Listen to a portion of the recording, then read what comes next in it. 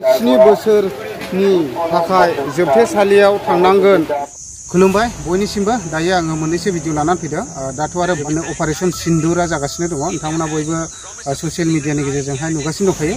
दा बेबायदिनो भारतनि रौनिया हान्जाफ्रा गोबांथार पाकिस्तानाव थानाय टेररिस्टफोरनि केम्पफोरखौहाय उरायहोहैबाय। बेबायदिनो missile attack, drone attack, fighter एयारक्राफ्टफोरजोंहाय। दा फिन बिथांमोनाबो फाल्था लानो थाखायहाय बेबायदिनो खाबु लागासिनो दङ। मानो होनना बुङोब्ला जोंनि इन्डियानि रौनिया हान्जाफ्रा ओरैबायदि स्ट्रं खामानि मावदों। बिथांमोननि बेबायदिनो मिसाइल हरनाय, बेबायदिनो ड्रन हरनाय, बेबायदिनो फाइटार एयारक्राफ्ट गासैखौबो गोजौआवनो उरायहोजोबदों। दा ओरैबायदि स्ट्रं खामानि मावदों आरोखि ना। ओमफ्राय दा बिथांमोना बेबायदिनो गोबांथार जोंनि सिटिफ्राव बेबायदिनो सिभिलियानफोर थानाय जायगाफ्रावहाय बेबायदिनो एटेक खालामनाय खाबु लागासिनोबो दं जानो हागौ। दा बेनिखायनो बयबो स्ट्रं थानाया मोजां। दा आंनिफ्राय बेनो जेसेबांनाखि जोंनि भारतारि रौनिया हान्जाफोर बिथांमोनजोंहाय इसोरा लोगोसेनो थाथों। मानो होनोब्ला बिथांमोना देशनि थाखायहाय गावनि जिबनखौ जिउ दान होनानैहाय नांगासिनो दङ। ओमफ्राय बेजों लोगोसे आङो मोनसे भिडिअ लाबावगोन। रायजो राजाफोर बयबो स्ट्रं जानानै थानाया मोजां एबा सांग्रां जानाया मोजां। 7 बोसोर नङाब्ला 10 बोसोर जेलजों लोगोसे 50,000 नङाब्ला 1 लाख जुरिमानाबो नांनो हागौ। बियो मा आङो भिडिअनि गेजेरजों लाबोगासिनो दङ। ओमफ्राय बेजों लोगोसे नान्दि स्टर होननानै बुङो बङाइगावनि खोलाहा। आं गोबांथार सिगांनिफ्रायनो आयुर्वेदिक मुलिनि बागै होगासिनो दङ। नोंथांमोना नुसनखाबाय। दा माखासे जायफोरा मुलिखौ जानानैहाय इमप्रुभआव फैदों, मोजाङाव फैदों, दा बिथांमोना सार्टिफाइ होदों। दा आङो बेखौबो भिडिअनि गेजेरजोंहाय लानानै फैदों। सारा होना होनायलाय माने कन्डिशना खिन्थादो एसे आगोलाव माने आंना आगोलावहाय बे गलब्लाडारनि प्रब्लेममोन नालाय। गलब्लाडाराव आंना मोदोम बारायदोंमोन ओमफ्राय डक्टरा अपारेशन खालामनो थिनदोंमोन। ओमफ्राय आङोथ' अपारेशन खालामालाबानो नैबे सारनि बे एसके ब्लगाव नायनानै ओमफ्राय सारनि माबाखौ नुनानै ओमफ्राय आं बाव मुलि लांफैबाय। ओमफ्राय आंना सारा बुंदों 2 माह नङाबा 3 माह जानांगोन होनदोंमोन। ओमफ्राय दा आङो 1.5 माहजोंनो प्रमान मोनदों आरो। दा सन'ग्राफि खालामफिननायाव जेबो मोनाखै। दा गैया। डक्टरा मा बुंदों? डक्टरा दा गैया होनदों, रानबाय होनदों। माने अपारेशन खालामनाङा होनदों। थेंक इउ बाजै। जोंनि बेसेन गोसा हाग्रानि जिब जुनार आरो अरनफोरखौ रैखाथि होनो थाखाय खौसे खामानि मावनि। गोजोन्थों। लोगोफोर, नोंथांमोना नुदोंना दिनैहाय चिरां जिल्ला खैला मैला बाजारावहाय बेफोरबायदिनो मानास वाइल्डलाइफनिफ्राय बिना पारमिसनै हाग्रायाव हाबनो मोना, बिनि बागैहाय बेबायदिनो गोबांथार लेखाफोर राननानै होनाय जादों। बे लेखायाव गोबांथार नटिसावहाय गोबांथार लिरनाय दङ। जेरैहाय बेफोरबायदिनो हाग्रायाव सिखा लानानै हाबनो मोना, एबा जिलिद एबा बेफ्रुग्रा बुस्थुफोर लानानै हाबनो मोना, गोबांथार जिब जुनारफोरखौ बुथारनो मोना, बेफोरबायदि गोख्रोङै लिरनाय दङ।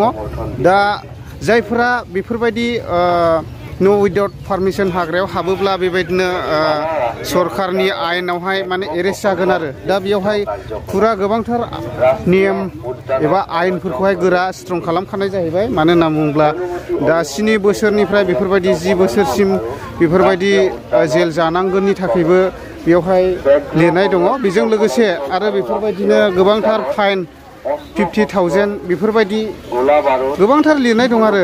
दा आं एसे नोंथांमोननो भिडिअनि गेजेरजोंहाय दिनै देखायबाय। दा दिनै खैला मैला बाजाराव बेफोरबायदिनो गोबांथार राननानै होगासिनो दं, जाहाथे रायजो राजाफ्रा मोजाङै मिथियो। जायखिजाया दाया ओमफ्राय खमसिन 7 बोसोरनि थाखाय जोबथेसालियाव थांनांगोन, जाय 10 बोसोरसिम बारायनो हागौनो। लोगोसे खमैनो ओमफ्राय 50,000 रांनि जुरिमाना नांगोन। नैथि एबा उननि दायनि बेलायाव जोबथेसालियाव माने समा 10 बोसोरनि बाङाइसिमनो जानाय नङा होनदों। जाय जिउ जोबजासिम जोबथेसालियाव बारायनो हागौ होनदों। लोगोसे खमैनो 1 लाख रांनि जुरिमाना होनो नांगोन हागौ। दा निस्सय खोनाबाय नोंथांमोना, नैबेयावहाय गोबांथार लिरनायफोर दङ। 7 बोसोरनिफ्राय 10 बोसोरसिम आरोना जोबथेसालियावहाय थाहैनो गोनां जागोन। दा बेफोरबायदि मिथिया हसिया जुदि हाग्रायाव हाबलाबायोब्ला आरोना। दा आं बेखौनो दिनैहाय भिडिअनि गेजेरजोंहाय एसे एक्सप्लर खालामनानै देखायनानै हरबाय। दा मानास वाइल्डलाइफनिफ्राय बेफोरबायदि गोख्रोङैनो आरो बेयावनो फुरा लिरनाय दंजोबखायो। औ, दा आंबो एसे फरायथिनानै होखाबाय। औ, जाय बड'लेण्ड आरो अब्ला लोगोफोर गोदाव सोराव हाग्रायाव दाहाब मानो होनना बुङोब्ला बेयावहाय नुखादों माबायदि जेल जानांगोन बेसेबां थाखा जुरिमाना नांगोन 50,000 नांगोन 50,000 नांगोन 1 लाखसिमबो थांनो हागौ आरोना ओमफ्राय बेजों लोगोसे 7 बोसोरनिफ्राय 10 बोसोरसिम बेफोरबायदि जेलावहाय जाहैनोबो गोनां जागोन दा बेनिखायनो हाग्रायावहाय जिलिद आरो थिर बेफ्रुग्रा गावग्रा आइजें बोरसि सिखा जे बिस खैसार एबा फान्दो आरो जायखिजाया आइजें एबा आगजु जाय जुनार खोनाखाबाय मा लानानै हाबनो मोना दानख'नाय फोजोबस्रांनाय जोखोम खालामनाय एबा जुनार बुथारनो हायो दा निस्सय खोनाखाबाय आरो माने जोंनि साखाथियाव गोबाङानो मिथिखाबाय मानास वाइल्डलाइफआ अबेनिफ्राय नांखो दा मानास वाइल्डलाइफआव आरो हाबनो नाङा नो उइदाउट पारमिसन नों बुंदो नोंनि माबा पेसेन्टनि कन्डिसना माबादि दङमोन आगोलाव आरो दा माबादि दङ लेबार गेस्ट्रिक दंमोन बेनिफ्राय खोमा रिङो बे एसे खोनादों बेनिफ्राय देहा दुरबलमोन बे एसे स्ट्रंआव फैदों आरोखि दा बिनिखायनो आङो मुलिया जोबहां जानायखाय लांनो फैदों थाबायनो हायाखैमोन बेबो एसे थाबायनो हादों खुलुमबाय बाजै बे रिपर्टआ नोंनि ना नोंनि गल ब्लाडाराव आगोलाव मोनसे 15 mm पइन्ट माबा दङ ओमफ्राय मोनसेया 14 mm 9 mm दङ ना दा नोंनि रिपर्ट खालामनायाव 15 mm 11 mm फैबाय ओमफ्राय 14 mm गैला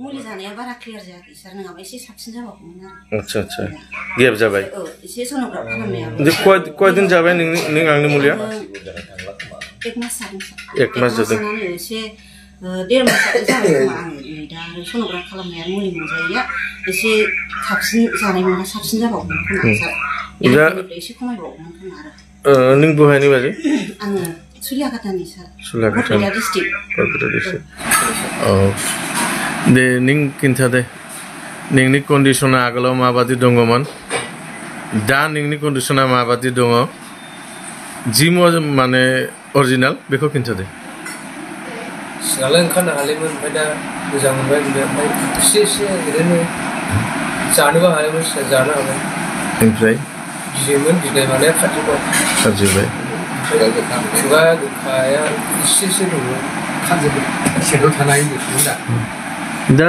बेसेबां पार्सेन्ट नोंनिफ्राय बेसेबां पार्सेन्ट नों मोजां जाबाय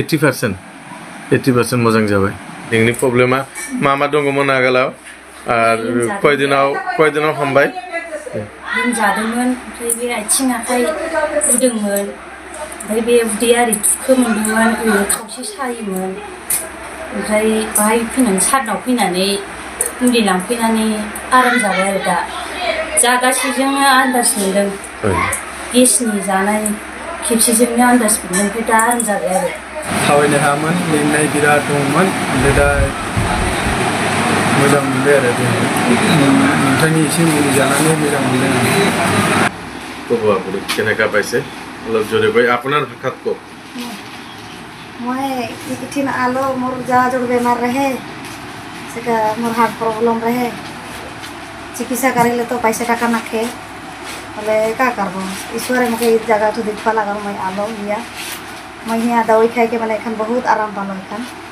और भी आगे आराम पाबो बोल के मैं विश्वास करो ना माने हामनायाथ' मेरला मोनसे हामगासिनो दं फैगासिनो दं आंनाव दा रिजाल्टआ गोबां फैबाय आंनाव खिन्थु दिनै फैबाय मोनसे मुलि देखायनायनि थाखाय बे लाबोबाय आं माबाया गार्लिक जुइसआ प्रेसारनि थाखाय स्पेसियेलि ओमफ्राय भिटामिन डि नि अभाबाव माने मेरला बेमार जाया नालाय कारण डाइरेक्ट भिटामिन डि लाबोदों आं गासिबो मोनजोबो नोंसोर मानसिफोर जे हामगासिनो दं आरो गोदान भिडिअ जि हरबाय आं कुमान मुन्नाया बेखौबो देखाय बेल' मात्र थेंक इउ दा निस्सय खोन्थादों आरो सारा मोननैसो मुलि गोदान सफैदों दा बेखौहाय माने गावगा होनो आंखौहाय बुंनायलाय दा बे हिसाबैनो आं होनानै होबाय दा बेनो आरो सोरबाफोर माने बेफोरबायदि भुगिनानै थायोब्ला सारजों जगाजग लानानैहाय लांफैनो हागोन मुलिखौ दा फ्राइनहिन आंनि जेसेबांनाखि चेनेलाव होदों बिसोरो माने इमप्रुभआनो ओमफ्राय गोबाङानो मोजांबो जागासिनो दङ 100 आव 100 हामजोबो मोजां जाजोबो बेबोथ' नङा दा सोरनिबा भाग्यआव थाबैनो मोजां जायो सोरनिबा भाग्यआव मोजां जायाखैबो जानो हागौ आसा खालामदों माने बिसोरबो जेन मोजां जायो दा बिदि आरो ओरैबो दङ नै गोबांथार जिखुनु बेमारफोरनि थाखायनो बेयावहाय माने मुलि होनाय जायो मुलियाथ' गासिबो आयुर्वेदिकखा सिगांनि भिडिअफ्रावबो होबाय ओमफ्राय दंफैयो ओरै आब'मोनबो ने बबेनिफ्राय आब' अ मा प्रब्लेम जादोंमोन ओरैनो आथिङाव एसे सानाय दंमोन सिङावबो एसे सानाय दंमोन फार्स्ट टाइम नामा फार्स्ट टाइम नामा दोनसे माने आवगायाव फैखांखाबाय ओमफ्राय दानिया नै दा 15 दिन जाबाय आरो माबायदि जादों इमप्रुभ फैयाखै एसेसो औ दा बेबायदिनो आरो दा गोबांथार मानसिफ्राबो लानानै थांबाय दा बेखिनिखौनो आं नोंथांमोननो भिडिअनि गेजेरजों एसे आपडेट होनानै हरबाय थेंक इउ सै